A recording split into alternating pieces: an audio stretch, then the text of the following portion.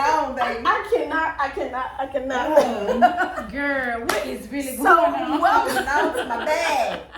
So welcome to another episode of Girl Hush, and we are back with you all again. Hi, y'all. Hey, Hushers.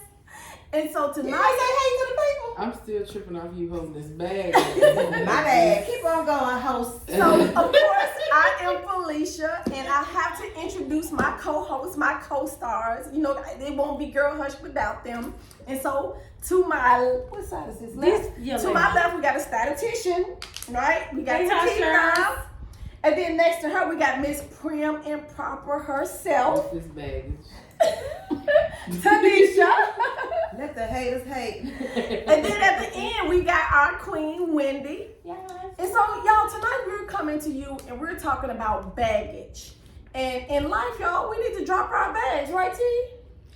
Push I T. think you need to let You. it go. Because Let it go. you seem to be holding on to a lot tonight. Honey, this bag has a lot of stuff in it, okay? Tell us what's in it. Whew.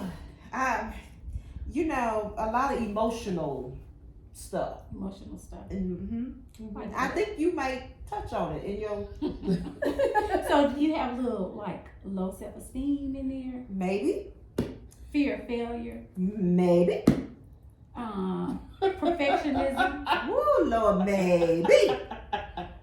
Fear of intimacy? Be that as it may. Well, sisters, we gonna hopefully by the end of this episode get you to drop some of that out of there, okay? Hallelujah. And so, what stats you got for a statistician? Those were my stats because I just wanted people to really know what baggage looks like. Because some people may not realize like what baggage really is and how it can hold you down. So, Absolutely. And that's what we were Did talking you have about a quote tonight. or something? oh well, keep talking. Okay, she's bringing her quote up. But that's the thing, y'all, because, you know, on our journey, you know, the four of us, we're trying to be healed, we're trying to be whole, and we're just on a different journey at this stage in our life. And one of the things that we realize is that sometimes people, and even, you know, we're going to get into that, we hold on, just like Tanisha is holding on to that purse, we hold on to things, and it's hard to let those things go. And that baggage is heavy. It really, won't let go my face. Go my face. Yeah. and we hold on to it, and it's really hard to let things go, but we have to realize all it does is weigh us down. So we just want to come to you tonight telling you, hey, drop your baggage, sis. You don't have to hold on to it anymore. And I do have a quote. Okay, so we got our statistician. She got a quote tonight. Because it's something that piggybacks off what you just said. It Okay. says, when feelings have not been able to run their course, they tend to hang around and hold you down. So there you have it. That. Can you read that one more time? That hit deep. Wait a minute. Come on, bring a statistician one more Sorry. time. I said when feelings have not been able to run their course, they tend to hang around. And I just added and hold you down. And hold you down. Girl, hush. Girl, hush. And so, what are some of, you know, because baggage can be emotional, it can be relational. And again, it does weigh you down and it trip you up. It causes you to stumble in your relationships, not only, you know, like with your partner or your spouse, but even in friendships, it have a tendency. And if y'all watched the episode last week, and I don't even think I realized it until this week when we were talking about this topic, emotional baggage. If y'all watched last week's episode when we were talking about the love languages, I was always talking about, you know, never feeling loved, always having those words of affirmation because I was beat up so much with words, not physically beat up, but beat up. But I had to realize that was baggage that I brought. And really, that was really a form of low self-esteem, what you're saying, because people always made me feel so low. And I don't think I ever looked at it as low self-esteem, but that's exactly what it is. Because, you know, if y'all watched last week's episode, I was saying, you know, nobody never show up for me. Nobody never, you know, do this. And that was baggage that I had been holding on to. And as I said on last week, that was something that somebody had to bring to my attention, that you've been holding this bag so long, sis, that nobody wants to be there for you, nobody's there. And even when people are there for you, because you holding on to that bag, you don't even see. You know, you don't even see it. Your baggage has basically blinded you. So basically, she ain't letting it go. So basically, the blind is like this, and I can't see. My baggage was actually blinded. Actually, I feel free without it. I think I'm gonna drop my bag. I think I'm gonna drop my bag. I'm gonna drop your bag. Thank you, sis. So what about y'all? Have y'all brought any kind of baggage, any suitcases that y'all need to unpack? I think when you were talking about, just getting beat up with words and things like that, I think that a baggage that I probably had held on for a while, and I didn't know that it was probably until like into my late 20s and 30s, was like that I needed to be liked. And so I was, I guess kind of fluid. Like I don't know if I just had a shape, but I was fitting whatever like container I was in to appease whatever circle I was with, whatever person I was with, and things like that. To where I just maybe wanted to fit in, I guess. So I just really wanted to be liked, and then I had to just, I guess, identify, whose I was and what I am. And what I am to people, I know that I'm a giver. I know that I'm an empathetic person, and I'm kind of fun. I'm kind of cute. Things like that. So I think after identifying those things and really feeling that in my core, that I was able to not be like this. Somebody at my job don't like me now. I don't care now. But We like you. But I think that before that was a really big thing, that everybody had to like me. And that's just a standard that I don't think anybody can uphold. Like, not everybody not gonna like you. You know what I mean? Like, everybody don't like Michelle Obama. Everybody don't like Oprah Winfrey and the things that they've done for the community and stuff like that. So if everybody not gonna like them, everybody ain't like Jesus. So everybody not gonna like me. So I'm okay with that. So now, because we were talking like baggage, like, so now, thank you, because now I'm like, what type of baggage? So I will say, just because you said that, I think my biggest baggage was career-wise for me, because for the longest time, I stayed at the bedside because that was like my comfort area. Right. And I just remember when I went away from the bedside, when I took that job where we met the second time, that was my first job away from the bedside. And you talking about some baggage and a fear of like failure, of not being smart enough. Because I can remember being in the room with other people and they were talking. And then they looked to me and they were like, "What you got to say?" I'm like, "I don't have anything." You want me to talk? Like, and I was like, what they want me to say? And you feel like that now a little bit. Well, I choose my words. Yes. Because sometimes I just feel like sometimes some people just be talking too much, and so I just sit back and just watch and wait until my turn. You're assertive. So I feel like, no, I'm not assertive. I feel like, an assertive is behavior. it? I just feel like when I really, really have something that I want to be heard and said, then I'm gonna say it. But yeah, that was probably my biggest baggage, I think, career-wise, like just stepping out of my comfort zone and then going into something else. And then coming over there to where we were, it's like, girl, I ain't smart enough to be over here. So I think that's been the biggest thing for me. Just feel like, am I smart enough to do this? Yeah, like all these people sitting here and all these words are coming out of their mouth. And I'm like, what you want me to say? So, yeah. And I think even at that time, I remember you sharing it with me one time, and I was telling you, they're going to seem smarter because they've been doing this. Because I know me and you were new to the education world, but you had, professors who've been doing this for 25 and 30 years. So we weren't even on their level. So of course they was going, So of course they was going to be smart or seem like they was more intelligent. Right. And sometimes you'll find that really they not. Right. So yeah. And so that takes me back, the reason why I don't talk all the time, because what I started to realize were some of those people that talk, really wasn't saying anything. And so I just be like, okay. So I'll just sit back in the click and just observe. That's being assertive. That's like, You think so? yes. Okay, I'm girl. gonna look up the word assertive. Okay. Maybe I don't know the definition.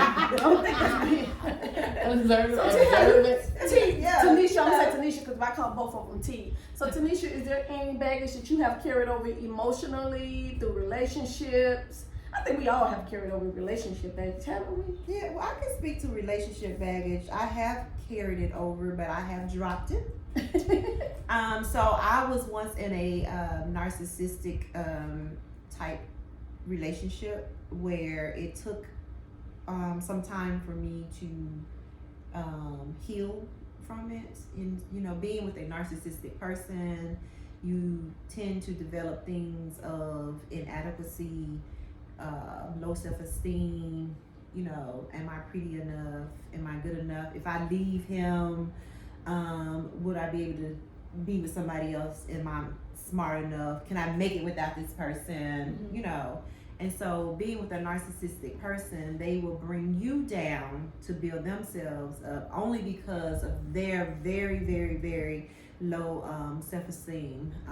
So I have learned what I have taken from my narcissistic relationship is this one thing, and this is what helps me to not even pick up the baggage again. If I hear a term, or if I ever hear myself saying, "Oh my God, I feel like walking on eggshells," that is That's your clue. that's my clue that I need to drop this bag and go. Yeah. And that's what I have learned, you know, with And it's easier for you to. it is. Yeah. It's like instantly, if I hear myself say, or if I say it aloud, "Oh my God, I feel like I have to walk on eggshells." Ooh. Instantly, I drop the bag and I turn around. Mm-hmm. Whereas years ago, when I was in the relationship, I could not have done that. Because I was carrying that bag for a very, like 7 years for, Yeah. you know, carrying it. I know the self-esteem was more emotional for me, baggage that stems from my childhood, not from my adulthood, from my childhood, but I know relationship-wise, I'm on my second marriage now, and some of the baggage that I carried for years with me was anger. That was a heavy suitcase that I toted all the time, and I could go from 0 to 10. I can go from nice to nasty real quick, and I would cut you down real quick and then be ready to fight you. That's how angry I would get. Because it was never enough for me to just be mad at you. Now I want to punch you. I just can't be mad. Now I got to put my hands on. And that's how, that was a big baggage that I had on me. That's how angry I would get. And I know that was baggage that I had in my first marriage. That was even baggage I had in my second marriage. I remember being so angry with Phil one time. And I don't think he knew what I was going to do. He went in the bathroom and shut the door. And I had so much anger, I just kicked the door down. And well, I didn't kick it down. It basically punched a hole in it. Strong Yeah, legs. and I kept kicking it and then punched a hole in it until it eventually popped the door open. And it was something about it. He said, "What's wrong with you?" And it's like I just snapped out of it. But I would just get so angry till I just like, oh, you know, and that was a baggage. And it probably still from my childhood too and some other things that was going on. But that was baggage that I knew I had to let go of. Because I'm like, girl, if you don't let this baggage go, you gonna be in jail, and somebody gonna have to be trying to put you money on the books. And because you the giver, ain't nobody gonna come put money As a on your provider, books. I would say, ask you, do you feel like do you have thoughts of harming yourself? You see how I'm like, move this way. That's something that I let go some years ago. So what did you do to overcome that? It was nothing but Christ. I prayed about it. A lot of stuff that I've come over, like I said, I'm an advocate of counseling, you know, and I've been to counseling many of occasions. But it's some stuff that Jesus just have to heal you from, and that was one of those things. You know, after seeing myself, and this was at the beginning. We've been together 26 years. This was in the beginning stages of our marriage, and I just had to pray and ask God, because I'm like, and then Jalen was smaller then too. You know, Jalen was probably like 2 or 3. She's 22 now, and so I'm like, you know, what is my daughter seeing? You know, what kind of example am I going to be for her? And so my kids just want to be better for them, if that makes sense. made me get over some things, and then just asking God, because I'm like, God, if you don't change this, then I'm gonna be in jail, before I reach, because at this time I'm like 25 when I'm in film. I'm like, before I be 30, before I reach 30, I'm gonna be in jail. So over the last 20 years, I haven't experienced that, but I just remember just always being angry. Yeah. And it didn't have to be anything big. It could be little stuff that just set me off. Wow.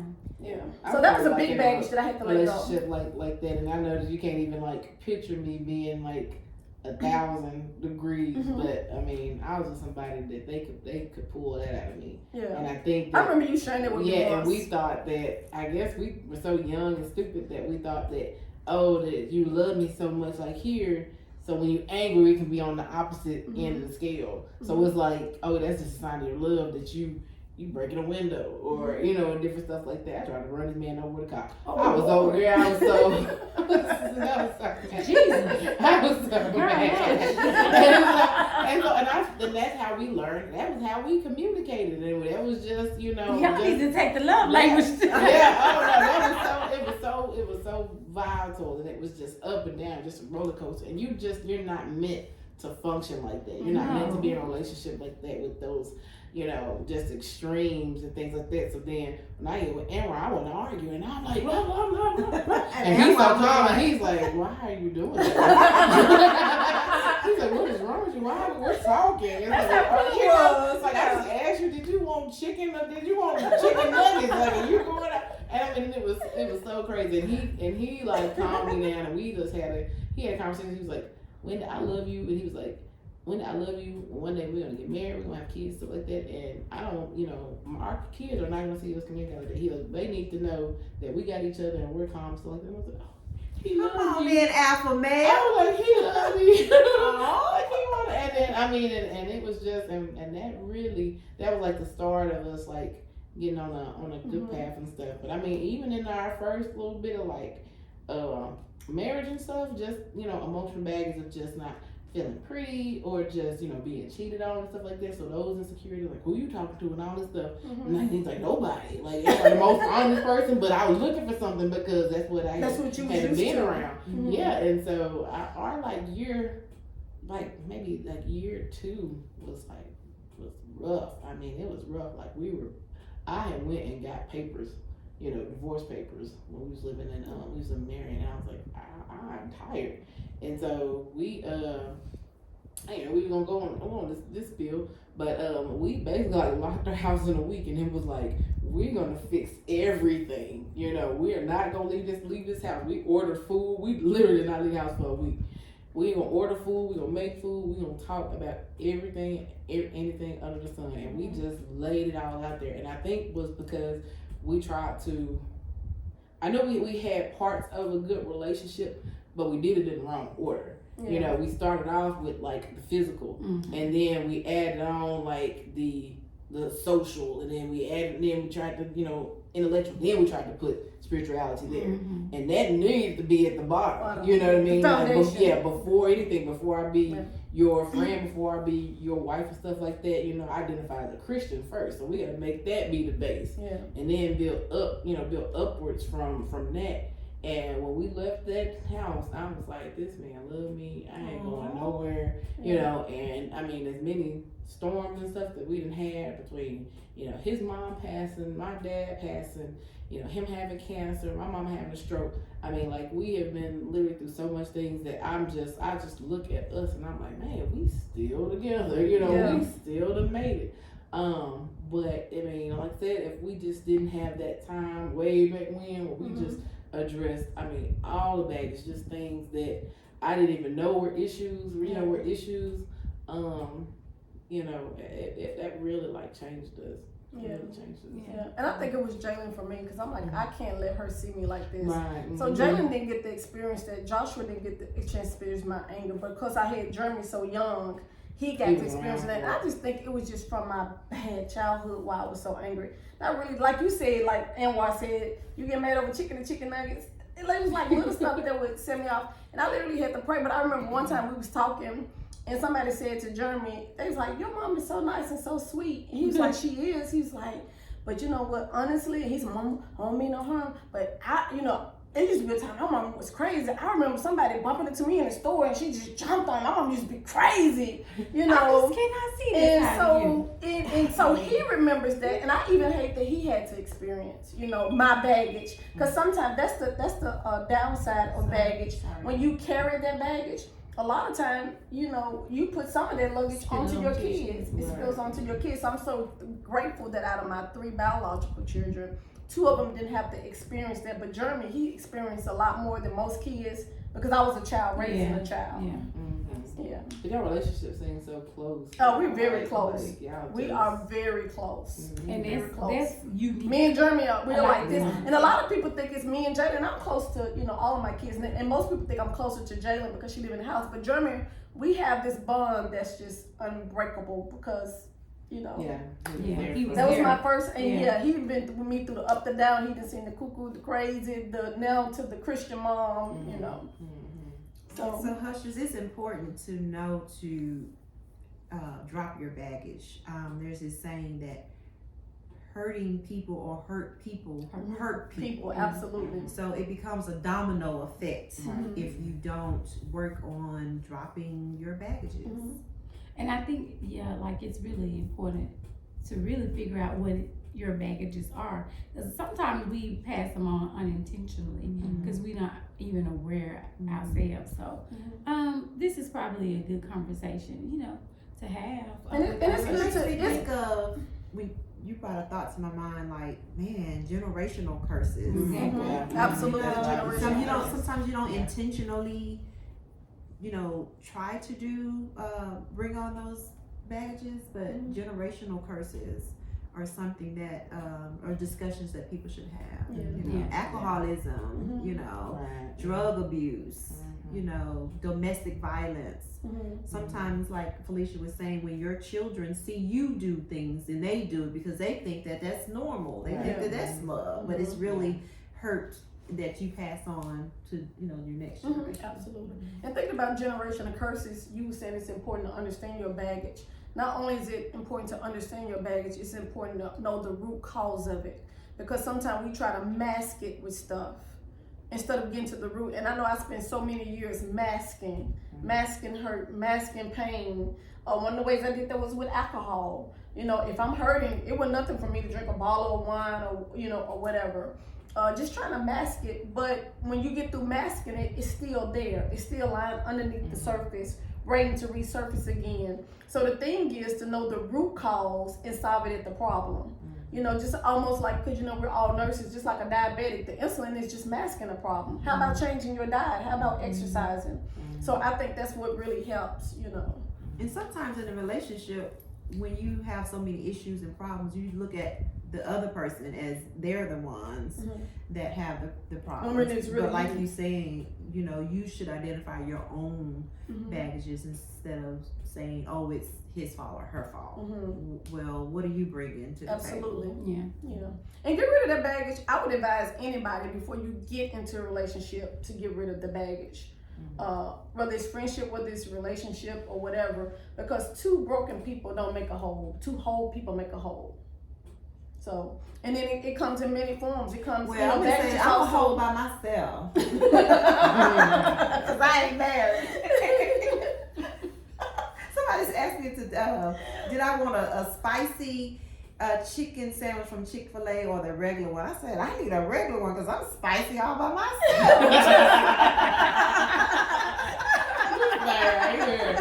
Anyway, I was just being funny. Like, 2 whole people do make one whole. Yeah. You come together as one. I It was just just, makes for a better relationship when you come in whole, when you come in without that baggage. Even in friendships, you know, something that I've learned in 50-some years of living, you know, some baggage look like envy, some baggage look like jealousy, some baggage look like you're a backstabber, and everybody that's smiling in your face ain't your friend. And that's something that I'm teaching my daughter, you know, just because you work with that person, that ain't your friend, that's just your coworker or your colleague. Or, you know, because y'all work together, because y'all have something in common. Yeah, some people are associates, and, you know, so sometimes we throw that word friend around loosely, but everybody's not your friend, and sometimes they have that underlying jealousy or envy. That's baggage. When you're envy and you don't want to see your sister win, you know, I love to see women win. Mhm. You know, I just, you know, and I'm always trying to encourage women to uplift, and I like seeing women. But when you have that, that's another form of baggage, Yeah. whether we realize it or not. Yeah. And so, But yeah, again, that's why it's good to have this conversation, because sometimes you don't even understand that's a baggage, or that you're causing Mhm. that to that person, you know. Important to Or, question you know, things. being envious and things like that. Some people don't even realize that's what they're really doing, you know. So, this is a powerful conversation. Wow. yeah, and generational curses is really bad. You know, is one of the root causes. I'm not saying everything is a generational curse, but I like what you said, Tanisha, about sometimes you have to look at yourself and say, you know what, maybe I'm the problem. You know, and it takes a big person to say, I'm the problem, and let me get myself together. Yeah. Because although I was in a narcissistic relationship, that doesn't mean that I was innocent. I had my issues, you know, that I identified within myself. And I've read lots of books that says, one of the books was When Your Lover is a Liar. And another book was How Do You Understand Narcissistic Traits? Or how do you identify narcissistic traits? And at the end of the book, it said you yourself need to take a test to see what narcissistic traits that you have. And so I was like, I'm gonna take this test, and I won't have any of these traits, you know. And so I took the test, and I had some of the traits, but it said that if you have like maybe 7 out of the 20 traits, whatever, then maybe you should consider being you should say that you're narcissistic, you know, or this, that, and the third. I don't remember how many that I had, but just it was an eye opener to say, well, That you had any. it's like you have sickle cell, and do you have the sickle cell trait? Well, I'm like, I got the trait. Now you heard her just read that perfectionism is a baggage. You know what I'm Did saying? you hear what she said? I'm not gonna have any of these traits. Right. You know, that was one of the baggages that the Right. statistician read Perfection, off. I like, because it was all his fault. You know, I did nothing wrong. He was narcissistic, and it's all him. But then I read the book because I really wanted to heal from it, and the book said I had some traits. I wasn't sickle cell. Not that I'm against sickle cell, y'all, but I'm just saying that just to, We just to nurses, so give we compare stuff to Yeah. conditions. medical a lot. term, right? Is that I Forgive had- us, Husher. Forgive us, you know, because I'm very sensitive towards sickle cell people, and as African American, that is one of the highest conditions that we have. But anyway, I had the trait, and so with that, I had to identify with myself, how do I curtail these traits or improve in these areas. So it was a real eye opener for me, and it was healing. Yeah, and that's what it's about. It's always trying to grow and trying to get better. That's the reason we're doing this podcast. We want y'all to grow and learn with us. And when Takitha was reading, she named off some positive things. And sometimes you don't look at positive things as being a baggage, being a high achiever, perfectionist. You probably sort of look at those as good things. But that can also be baggage, you know, and you have to, again, get back to that root cause. Why is it you striving so hard to be a high achiever? And it was funny today, when I was leaving work, I like, oh, I haven't called my friend in like 2 or 3 weeks. Let me call her because, you know, I'm trying to be a better friend like you, Wendy. Because I feel like I'm a good friend, but then being your friend lets me know I need to up my friend game. So I'm trying to do more calling and more reach. Because I live such a busy life, and most of my friends know that and they understand it, so they don't look for me to call them all the time. But I'm trying to do better. So I say every 2 weeks I'm trying to reach out and call or text or do something.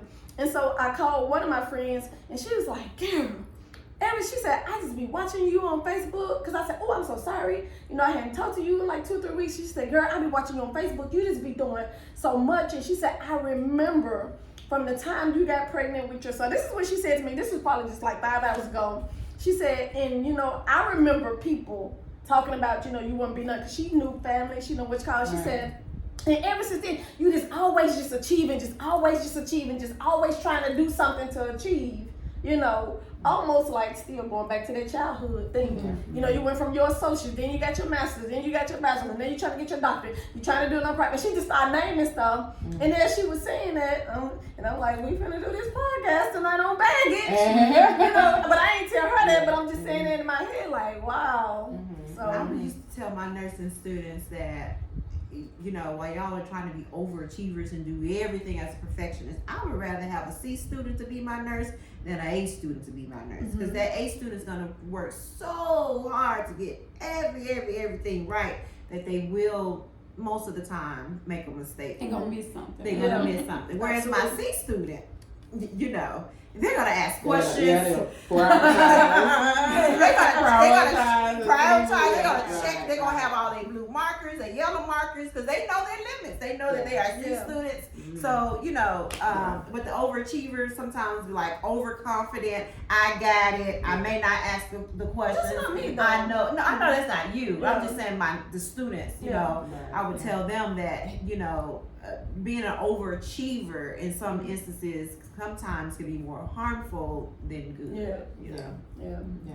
I've been like journaling. Like I bought this book from at Walmart, and it was just I think it was just like self-love for the Black woman, and it's just addressing like just a lot of different things.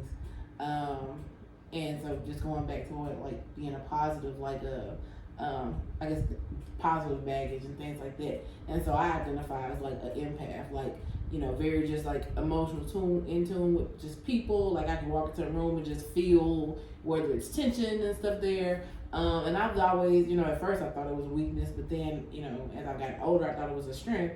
But now that I'm kind of like delving deeper into like who I am and stuff like that, seeing that that's like a trauma response. Like most people who are empaths, came from parents who might have just had like really volatile emotions where you might have been hot or cold, so you had to be able to read the room. So you just didn't get a whooping just because, or just get a whooping for just little stuff and things like that. And so I was like, man, like really, like like some of that could be. And so that was kind of like making me think about things, but it also made me question why, and then not wanting to pass that on to my son. So like, my parents did whoopings and stuff like that. And has my son got whoopings before? Yes, but that's not like my first or second thing that we do, as far as, we're big about like just talking through things and thought processes that leading up to that and making, better decisions and things like that. And so now, so my son has been really good about just talking about things. And so like when we were talking about how he was just talking about something terrible happened to me and all this stuff, and it don't even be something terrible, but like in his little mind, because he's learning how to verbalize, his feelings and stuff. And so like a time that like had me almost in tears, like one morning, it was kind of, how the weather had been like back and forth and stuff. And so I was like, Evan, are y'all going outside for recess? So it was like 2 weeks ago. Like, y'all going outside for recess? And so he was just like, kind of on this switch and kind of lollygagging and not really answering me and stuff. So I was like, Evan, are y'all going outside for recess or not? And stuff. And he was like, he finally might have told me, and I said, well, I'm trying to get a bigger coat because y'all gonna go outside and I don't want you to get sick and all this stuff. And so I know I heard his feelings by snapping on him and stuff, but we trying to get out the door. We gotta get to school and stuff. So I had never worked a job before where I could drop Evan off every day. And now that I started working this job in August, I do. So I enjoy our time in the morning, and we're just talking and stuff.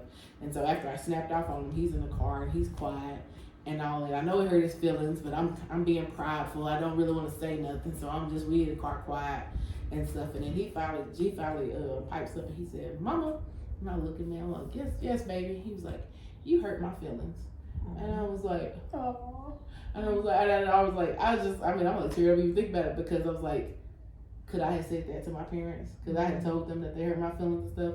And so I told him, I was like, well, Evan, I was like, I wasn't trying to hurt your feelings. I was trying to see if y'all were going outside, because to me it feels too cold. But, at school or later on in the day, it might be warmer. So, I was trying to see what size jacket you need, because I don't want you to get sick. You get sick and you'll miss school. I got to miss work and all this stuff like that. And so, just talking to him, like tears just filled up in my eyes. And I pulled over in Target parking lot and we hugged.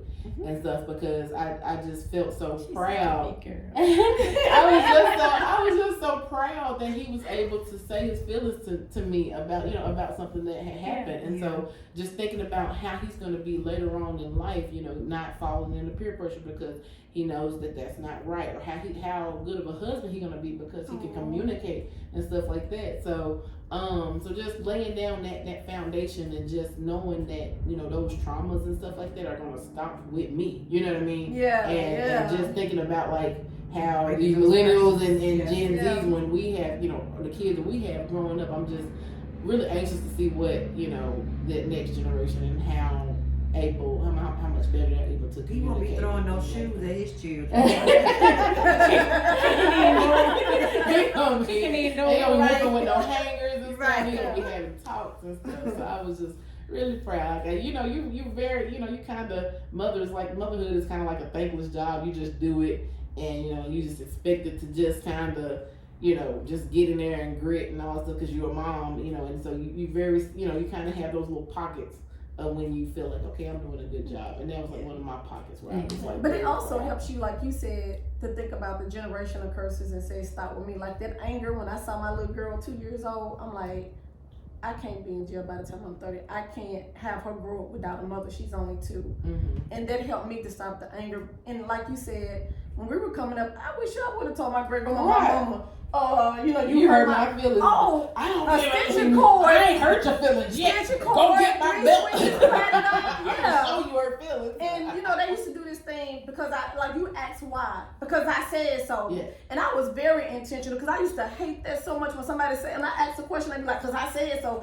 do this. Like, why I have to? Because I said so. So my kids asked me that, I would, give them an explanation. Mhm. You have to do this because blah, blah, blah, blah, blah, blah. Right. Instead of because I said so. Mhm. Man, you have been tore up. Coming up in. Right. Yeah. And so, anybody want to add about, do you want to get your baggage back? No. You gonna leave Hey, it? Erica Badu told me to drop my bag. So, And pack light. and pack light. And on that note, Girl, hush.